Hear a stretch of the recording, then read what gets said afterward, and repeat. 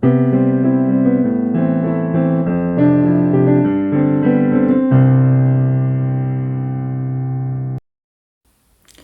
안녕하세요. 오늘은 주제통합 그림자 금융에 대해서 같이 공부해 보도록 할게요. 내용이 좀 어려운 만큼 좀 꼼꼼하게 그리고 이 흐름을 잘 파악하면서 따라오시면 될 것 같아요. 첫 번째 문단부터 보실게요. 은행을 통한 전통적인 신용중개입니다. 첫 번째는 은행은 우리가 알고 있는 그 은행이 맞아요. 은행을 통한 전통적인 신용중개는 고객으로부터 예금을 받은 다음에 돈을 받아요. 그리고 나서 또 다른 사람이 돈이 필요한 어떤 개인이나 기업을 대상으로 대출을 해주고 그 사이에서 수익을 얻는 과정을 거친다. 이게 우리가 알고 있는 일반적인 은행이죠.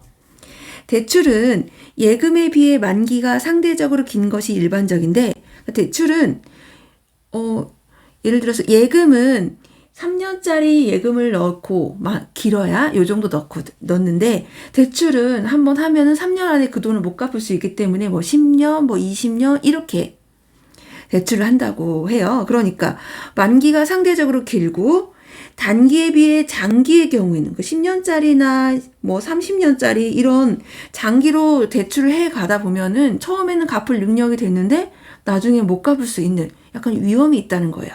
그래서 이런 경우에는 신용 및 유동성 리스크가 높기 때문에 이를 보상하기 위해서 당연히 장기 금리가 단기 금리에 비해 상대적으로 금리가 높게 책정이 된다라고 합니다.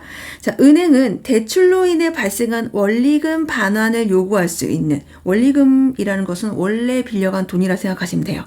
요구할 수 있는 권리 증서인 대출 채권을, 자, 이제부터 대출 채권이 나옵니다. 만기까지 보유하므로 장단기 금리 차이가 은행의 대표적인 수익원이다. 자, 이따 표로 다시 한번 정리할게요. 은행의 자금 중개는 예금자, 돈을 저금한 사람, 그리고 은행, 중간은행, 그리고 이걸 빌려간 대출자로 연결되므로 비교적 뭐하다? 단순한 구조를 거쳐서 자금이 중개되는 것이다.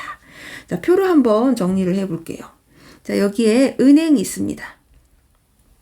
여기 은행이 있으면 학생 여러분이 고객이라 할게요. 고객이 은행에다가 돈을 저금을 해요. 예금을 하게 돼요. 그러면 은행은 고객에게 뭘 줘야 돼요? 이자를 지급하겠죠. 그리고 나서 돈이 필요한 어떤 아까 말한 개인이나 뭐 기업 있다고 했죠? 기업이 돈이 필요해서 뭘 해요? 대출을 해요. 이 대출을 하게 되면은 이 공짜로 돈을 빌려주는 거 아니죠? 개인이나 기업은 은행에게 이자를 지급해야 됩니다. 이 대출한 금액이 원리금이 되고요. 그 금리에 따라서 이자를 지급하게 돼요. 그런데 여기서 나온 대출 채권이란 말이 있죠? 이 대출 채권은 권리라 생각하면 돼요. 은행이 개인이나 기업에게 돈을 빌려주고 그것에 대한 권리, 나 돈 받을 권리 있어 라고 하는 것이 뭐냐면 대출 채권이라고 해요. 이 대출 채권을 가지고 있게 되고 이 권리를 만약에 뭐 30년 동안 대출을 해줬다. 그러면 이 대출 채권은 30년 만기까지 얘가 계속 어떻게 돼요? 보유하게 돼요. 그래서 만기까지 보유하는 시스템으로 이 이자하고 비교했을 때 이 이자가 훨씬 크겠죠. 그래서 은행은 이렇게 대출을 해주고 예금을 받고 대출을 해준 이 과정 속에서 어떻게 된다? 수익을 낸다. 그리고 이 대출 채권은 만기까지 보유를 한다. 자, 이게 왜 중요하냐면 이 그림자 금융은 이 대출 채권을 만기까지 보유하지 않기 때문에 차이가 좀 있어요. 다시 이 문단으로 한번 볼게요. 두 번째 문단. 그림자 금융은, 자, 이제 메인이 나왔어요. 그림자 금융에 대한 내용을 할 거예요. 그림자 금융은 은행이랑 되게 유사해요. 비슷하고 신용 중개 기능을 수행해요. 아까 고객과 개인 사이에서 하는 것은 비슷한데 이 은행 시스템 밖에 있어서 은행 시스템하고 좀 다르다는 거죠. 밖에 있어서 건전성 규제, 중앙은행의 유동성 지원, 예금자 보호와 같은 은행 수준의 규제와 권리를 보장받지 못하는 그런 금융회사 또는 금융상품을 의미한다라고 얘기를 하네요. 자, 그림자 금융은 은행 시스템 밖에 있어요. 그래서 건전성, 얼마나 이 은행이 건전하게 돈을 다 이렇게 망하지 않게 가지고 있느냐, 그런 규제도 받지 않고, 우리가 만약에 예금을 하면 일반 은행에서는 뭐 5천만 원까지 예금자 보호법에 의해서 보호를 받아요. 그런데 이 그림자 금융에 돈을 넣었을 때는 예금자 보호법 등을 받지 못하고 그런 규제 밖에 있게 되고요. 그래서 일반 은행과 차이가 좀 있어요. 은행 시스템 밖에 있는 은행에서 받을 수 있는 모든 권리나 그런 규제를 얘네들은 받지 않는다. 이렇게 생각하시면 될 것 같아요. 그런 금융상품을 그림자 금융이라고 합니다.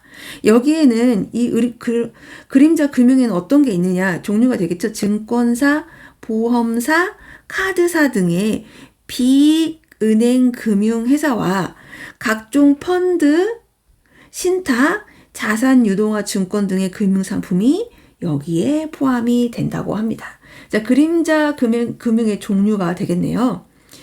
이렇게 은행은 고객 예금을 재원은 돈이 되겠죠? 고객 예금을 받아서 대출을 실시하는 반면에 그림자 금융은 대출을 실행하고 받은 대출 채권, 아까 여기에서 말한 이 채권하고 똑같아요. 채권을 그냥 일반 은행은 만기까지 보유한다. 30년이면 30년, 10년이면 10년 이렇게 간다고 했으면 이 그림자 금융은 대출 채권을 시장에 매각을 해요. 매각이 뭐예요? 파는 거예요. 팔아서 돈을 마련한다는 점에서 자금 중개 과정이 일반 은행과는 반대로 진행이 되게 됩니다. 이때 대출 채권을 그러면 이 대출 채권은 어떠한 시장에서 파는데 이 시장에서 파는 대출 채권을 누가 사냐? 매입하는 주체를 뭐라고 하냐면 콘딧이라고 하게 됩니다. 자, 콘딧이라는 애가 이 대출 채권을 사게 돼요. 콘딧의 의미에 대해 나왔네요.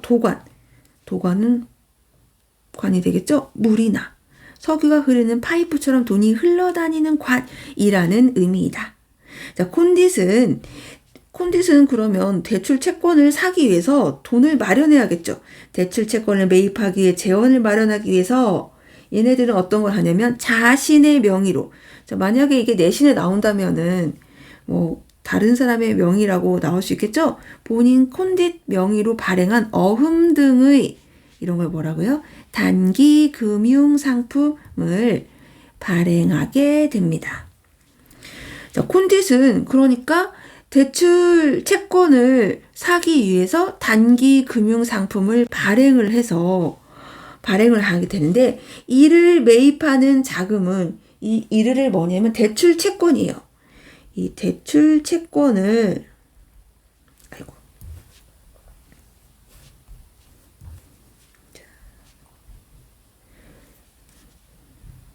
아까 그림자 금융에서 대출 채권을 판매하고 그 판매한 그 대출 채권을 사는 주체가 콘딧이라고 했잖아요. 이 콘딧이 이 대출 채권을 매입하는 자금을 마련하기 위해서 이 펀드 등에 맡긴 투자자들의 돈을 이용해서 대출 채권을 매입하게 됩니다. 그러면 투자자들의 자금이 콘딧에게 원활히 흘러가기 위해서는 누군가가 콘딧이 발행한 어음 등을 보증함으로써 신용도를 높여야 하는데, 자, 잘못하다가 그 어음이 부도가 날 수도 있고 종이 쪽지처럼 바뀔 수도 있는데 그것을 살 수는 없겠죠. 이게 절대 부도 날 일이 없고 이건 안전해 라고 말해야만 투자자들이 그 콘딧이 발행한 단기 금융 상품을 사게 되겠죠. 이 신용도를 높여야 돼요. 높여야 되는데 주로 일반 은행과 같은 공신력 있는 금융회사가 이 업무를 담당하게 됩니다. 즉, 그림자 금융은 대출자에게 돈을 대출해주고 받은 대출 채권을 팔게 되고, 그 대출 채권을 콘딧이 사는데, 이 콘딧은 그 대출 채권을 기본으로 해서 신종증권, 즉 단기 금융 상품을 발행하고 그 단기 금융 상품은 투자자가 사게 돼요. 그러면 이것은 신용도가 좀 높아야만 투자자들이 돈을 투자를 하겠죠. 그래서 그 보증을 누가 해주냐? 은행이 해주게 됩니다. 자, 그래서 여기까지 한번 보고요. 그림으로 다시 한번 설명을 하도록 할게요. 자, 그림자 금융이 있습니다. 이 그림자 금융은 누구에게? 대출자에게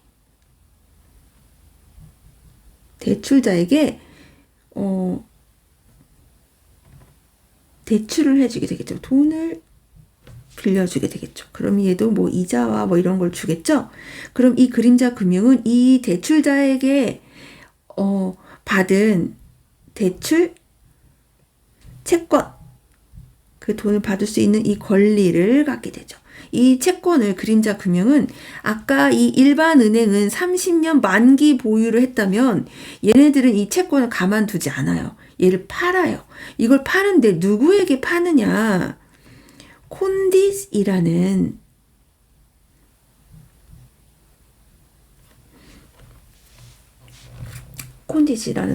곳에서 팔게 돼요.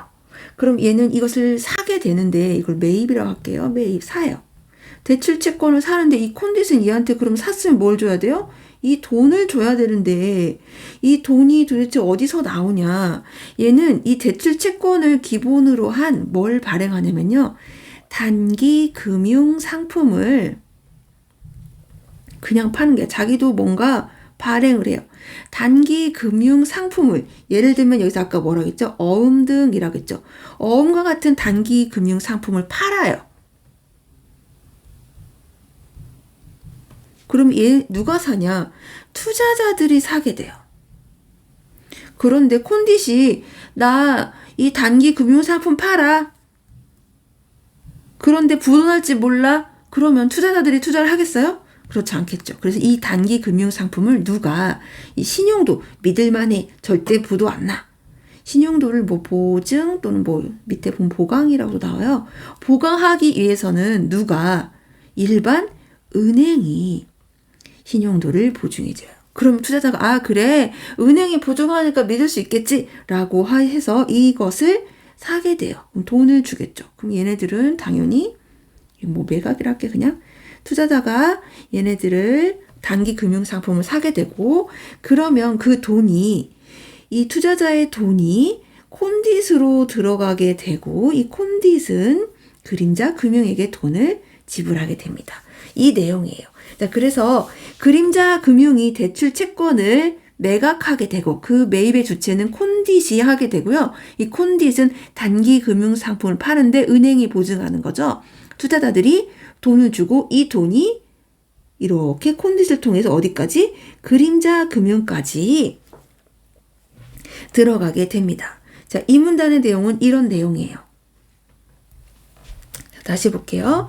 그 밑에 보면은 콘디스는 매입하고자 하는 대출 채권들을 그냥 파는 게 아니에요.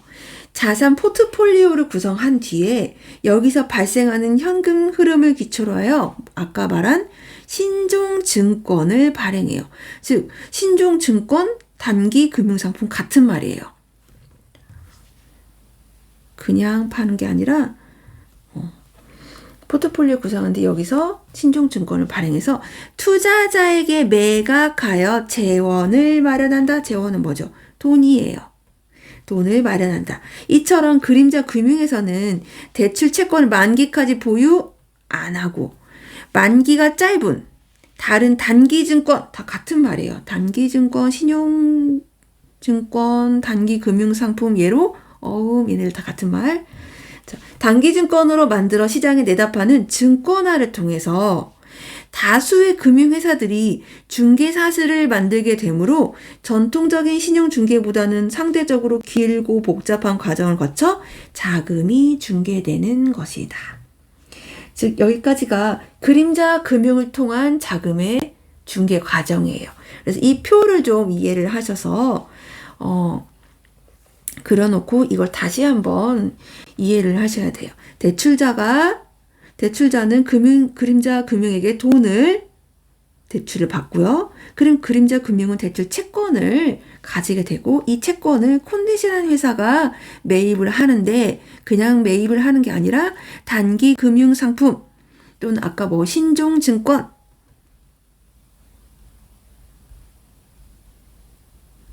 을 발행해서 판매를 해요. 이 신종증권이나 단기금융상품은 누가 은행이 보증을 하게 되면 투자자가 믿을만하네 하고 돈을 주고 사게 되고 이 돈이 콘디스로 흘러가고 이 콘디스에서 결국에는 그림자 금융까지 돈이 이렇게 흘러가는 구조가 되겠습니다. 자, 3문단 보실게요.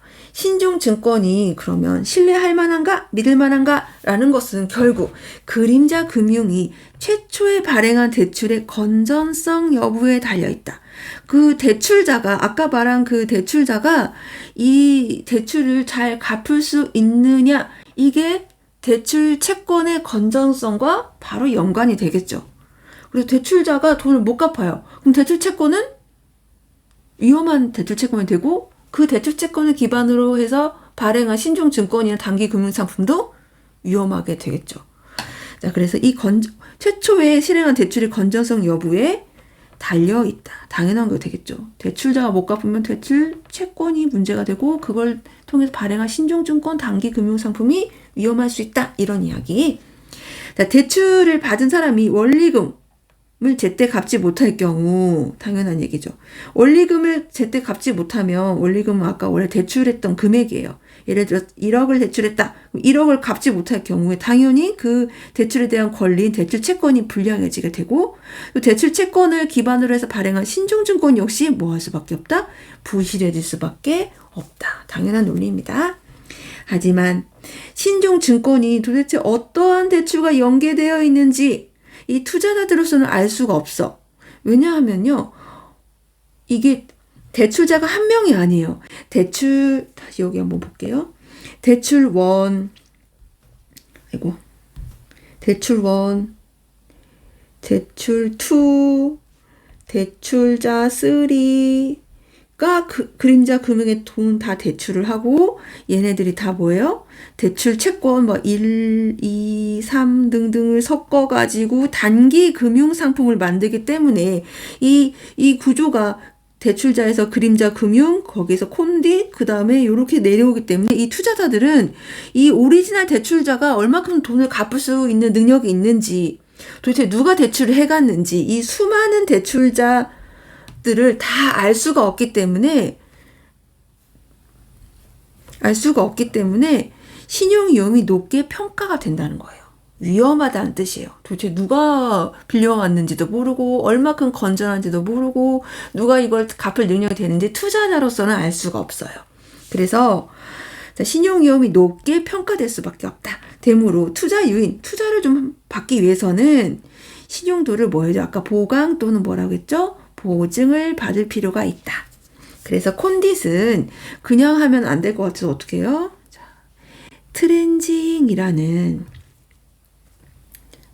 트렌징이라는 새로운 기법을 통해서 신종증권의 신용구조를 변경해서 이를 해결하고자 하였다. 즉, 콘딧이 신종증권이라든지 단기금융상품의 신용도를 구조를 변경하게 된다는 거예요. 왜냐하면 신용도 보강을 위해서. 신용도를 높이기 위해서 트렌징 기법을 쓴다. 이렇게 보면 될 것 같아요. 자, 트렌징은 신종증권을 신용도별로 조각조각 낼 겁니다. 신용도가 높은 애들은 높은 애, 낮은 애들은 낮은 애들로 조각조각 내서 판매하는 증권화 기법이다. 라고 설명해 주고요. 다수의 대출이, 그러니까 아까 말한 여기서 대출자, 대출 1, 2, 3, 4, 5, 6, 7, 8 등등등 얘네들이 모두 다 한꺼번에 다 부도 이런 일이 있을까요? 이런 확률? 거의 없겠죠. 모든 대출이 다 부도날 확률은 거의 없습니다. 자, 보면은 다수의 대출이 동시에 부도난다라는 확률이 낮다는 가정을 전제로 해서 이 증권화를 통해서 뭐라고 있다? 신용도를 보강하고 있다. 이렇게 보시면 될 것 같아요. 전제로 하고 있다. 콘딧은 증권화 과정을 거쳐 만든 신종 증권들을 신용도에 따라 신용 등급이 높은 애들은 뭐라고요? 상위 트렌치. 얘는 신용도 믿을만하다. 더 많이 믿을만하다. 상위 트렌치.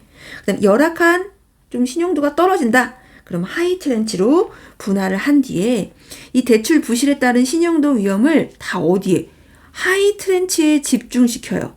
그러니까 하이 트렌치 애들이 가장 신용도가 위험한 애들로 막 다 묶어놔요. 그래서 오히려 이 상위 트렌치가 너무너무나 신용 등급이 높아 보이고 상대적으로 신용도가 높아가지고 더 안전해 보이게끔 해서 얘를 파는 거죠. 상위 트렌치를 보호하고자 한다.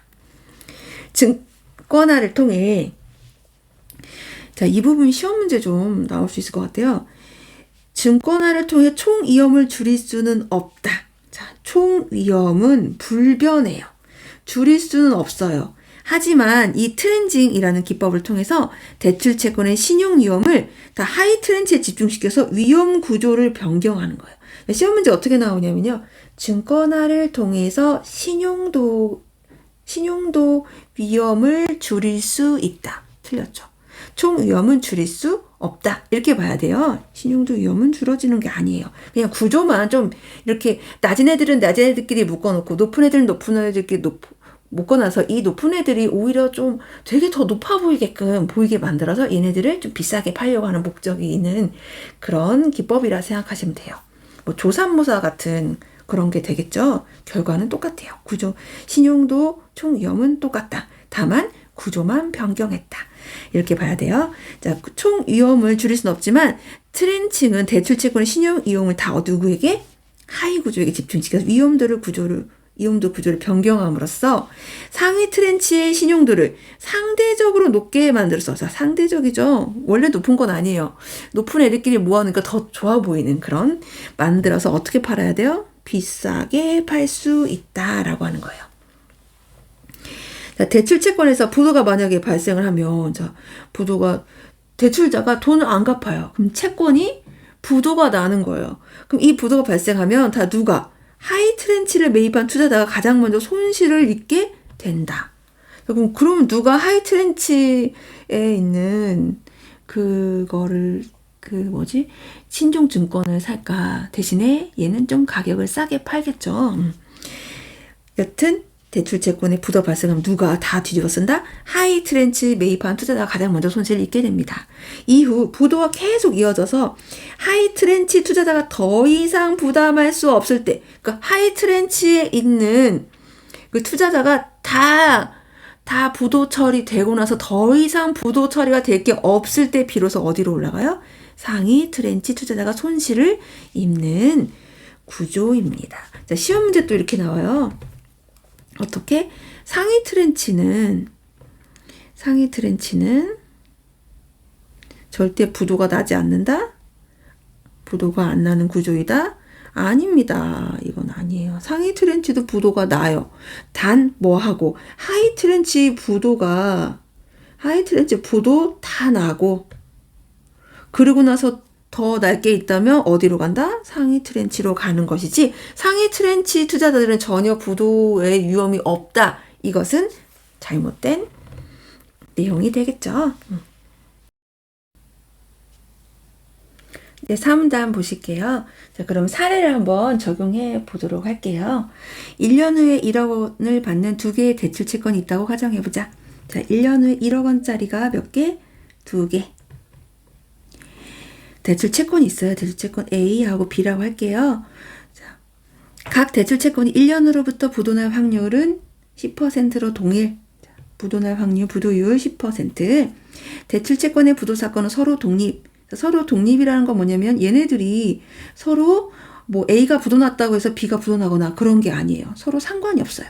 자, 부도는 서로 상관이 없다. 연결되어 있지 않다. 라고 하자. 대출 채권이 부도 처리될 경우 해당 채권에서 회수할 수 있는 금액은 없다. 만약에 부도가 났어요. 그럼 1억 원 전부 다 사글이 사라진다. 이렇게 보는 거예요. 자, 이제 두 개의 대출 채권을 묶어서 이를 기초로 뭘 발행해요? 신종증권을 발행할 겁니다. 신종증권을 발행한 뒤에 뭐로 나누냐면 위험도를 싹 하이 트렌치로 묶겠죠. 상위 트렌치와 하이 트렌치로 구조화를 한 경우 생각해 보자. 이렇게 해서 표로 한번 같이 보도록 할게요. 원래 오리지널은 1년 후에 1억짜리 대출채권 두 개가 있고 서로 독립이 되고요. 부도율은 아까 10%라고 했죠. 10%고 부도시 회수 금액은 있다 없다? 없다.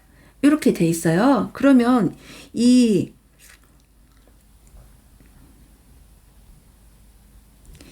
트렌칭 하기 전에는 어떻게 됐죠? 부도율은 얼마요? A의 부도율은 10%, B의 부도율도 10%.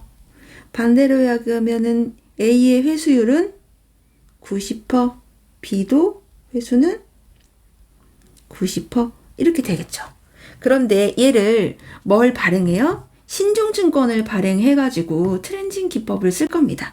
그래서 상위 트렌치하고 하위 트렌치로 나눠 놓고서 계산을 할게요. 그러면 얘는 아까 이 상위 트렌치는 뭐였죠? 되게 신용도가 높은 애들, 하위 트렌치는 신용도가 낮은 애들이에요. 그래서 이 계산하는 방법은 너무 헷갈리겠지만 일단 이렇게 나눠 놓고서 계산을 해 보도록 할게요. 자, 일단 다시 이쪽 앞으로 넘어갈게요. 자, 이때 상위 트렌치 투자자가 1년 후에 1억을 받을 확률. 상위 트렌치가 둘 다 하나하나 1억짜리잖아요.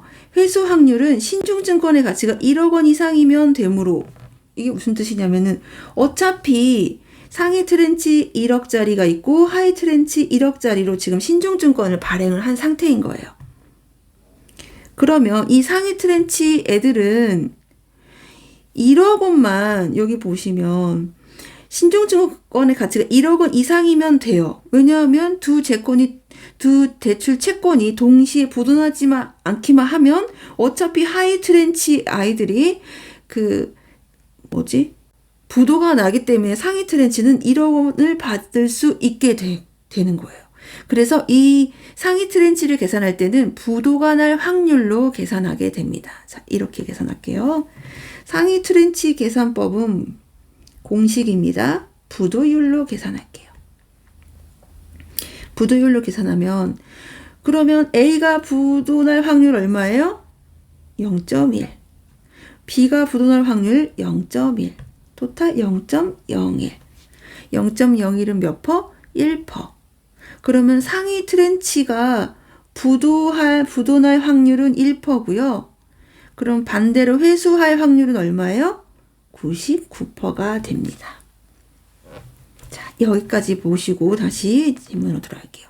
그래서 다시 볼게요. 상위 트렌치 투자자가 1년 후에 1억을 받을 확률, 즉 회수 확률은 신중증권의 가치가 1억 원 이상이면 됩니다. 왜냐하면 하위 트렌치가 부도율을 다 싸그리 안으면 되니까. 그래서 두 대출 채권이 동시에 부도나지만 않기만 하면 1억 원을 확실히 받게 됩니다. 그래서 두 채권이 동시에 부도가 날 확률, 이렇게 즉 1%이므로 이 상위는 회수 확률이 99%가 됩니다. 반면 이 하위 트렌치 투자자가 1억 원을 받기 위해서는 이 하위 트렌치 이 투자자들은 부도가 나면 자기들이 제일 먼저 부도를 맞게 되잖아요. 그러니까 절대 두 개 다 부도가 나서는 안 돼요. 둘 다 회수를 해야만 자기들 돈을 받을 수 있어요. 일단 모든 부도가 나면 무조건 하위 트렌치이기 때문이죠. 그래서 1억 원을 받기 위해서는 각각의 대출 채권에서 부도가 나지 않아야 돼요. 얘네들은. 그래서 얘네들을 계산할 때는 뭘로 계산해 준다? 자, 다시 표를 볼게요. 하위 트렌치 애들은 항상 회수율로 계산해 준다. 이거 공식입니다. 요거 잘 적어놓고, 만약에 이게 이해가 안 되면 상위 애들은 부도율로 계산하고 하위 애들은 회수율로 계산해주면 돼요. 회수율. 그러면 하위 트렌치가 회수할 확률은 아까 여기 회수 A에서는 90%, 0.9. 여기서도 회수 9, 0.9. 그러면 99, 81%. 그럼 얘네들은 81%의 회수율을 받습니다.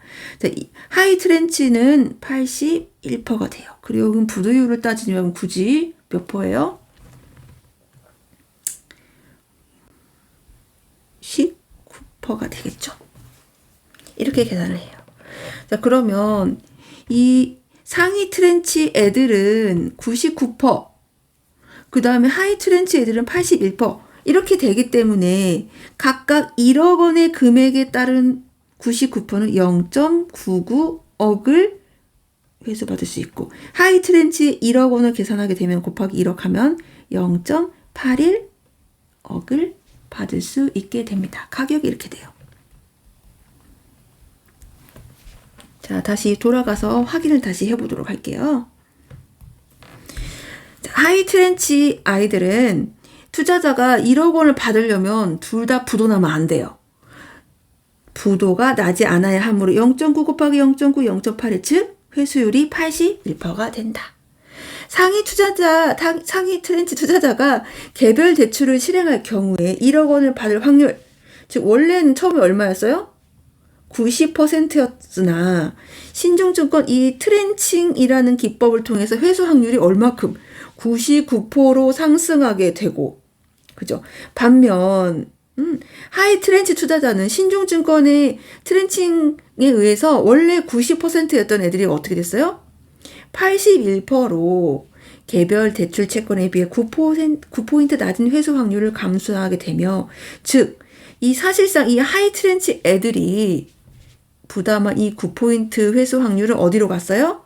상위 트렌치로 이전된 것으로 볼 수 있다. 이렇게 보면 될 것 같아요. 즉 한마디로 하면 아까 말했던 위험의 총 위험은 어때요?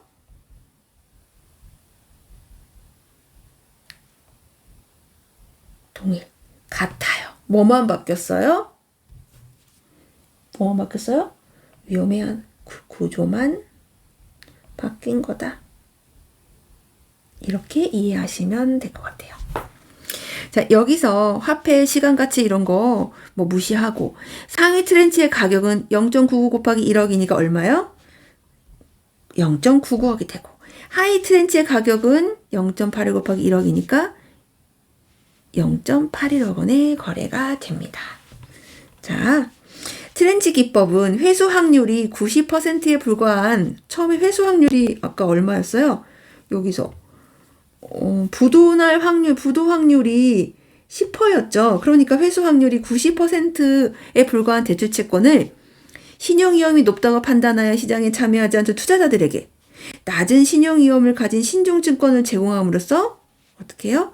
투자 요인을 제공하여 시장의 유동성을 높이는 혁신적인 기법이라고 받아들여졌다. 가 되겠네요. 자, 다시 한번 정리를 해볼게요. 이게 너무 헷갈리면 다시 한번 정리를 할게요. 자, 다시 한번 지우고 잘표를 정리를 해볼게요. 상위 트렌칭 기법을 통해서 상위에게 몰아주는 기법이라 생각하면 돼요. 자, 1억 원짜리 두 개 있어요. A 채권 1억 원, B 채권 1억 원이에요. 얘네들의 아까 말했던 부도 확률 10%예요. 그럼 회수 확률 90%예요. 똑같아요. 서로 동일하다겠죠. 10%, 90%짜리 각각 1억 원짜리 대출 채권이 있었어요. 얘네들을 뭘로? 신종증권으로 어떻게? 상위 트렌치하고 하이 트렌치로 트렌칭 기법을 통해서 바꾸게 될 거예요. 그러면 이 상위 트렌치는, 아까 상위 트렌치는 뭘로 계산한다? 부도율로 계산한다. 왜? 하이 트렌치는 뭘로 계산한다? 회수율로 계산한다. 모르면 공식이라고 했어요. 이렇게 계산할 거예요. 상위 트렌치는 1억 원만, 하위 트렌치가 어차피 1억 원만 받으면 돼요. 얘는. 그렇기 때문에 이 상위 트렌치는 부도율 0.1 여기, 그 다음 곱하기 0.1 하면은 0.01%, 0.01%가 아니죠. 0.01이면은 1% 되겠죠? 1% 부도율. 그럼 얘는 회수가 얼마예요? 99%. 하이트렌치는 회수율 둘 다 부도나면 안 되니까요. 0.9 곱하기 0.9, 0.81. 그럼 회수율이 81%. 회수율이 81%예요. 오리지널 회수율이 90%였던 애가 99%가 되고 90%였던 애가 뭐가 돼요? 81%가 됐다는 것은 결국은 이 하위 트렌치의 이 9%가 어디로 갔다? 상위로 갔다 라고 볼 수가 있겠네요. 자, 그래서 상위 트렌치는 1억 원짜리이기 때문에 0.995억, 얘는 0.81억 짜리 뭐가 된다? 가격이 된다. 자, 요거를 좀 기억하도록 할게요. 자, 이렇게 트렌칭 기법을 통해서 그러면 누가 보세요. 0.81억짜리 원래는 1억짜리인데 투자자가 0.81억 주고 사요.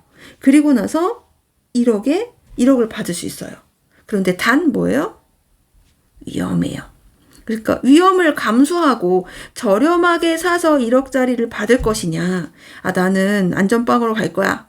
덜 위험하고, 위험하지 않고, 덜 위험하고, 0.99억에 좀 높은 가격에 사서, 얘는 신용도가 좀 높기 때문에 0.99억에 사서 1억을 받을 거냐. 이것은 투자자에 따른 사람들의 그 심리에 따른 선택이 되겠죠. 싸게 사서 좀 위험하지만 이렇게 갈 것인지, 조금 돈 더 주고 덜 위험하게 갈 것인지는 이것은 투자자들의 선택이 되겠죠. 이렇게 해서 원래 90%였던 이 그 신용도를 되게 높게 만드는 것 같은, 또는 위험도가 굉장히 위험이 안 위험한 것 같은 이렇게 만들어진 기법이 트렌칭 기법이라고 합니다.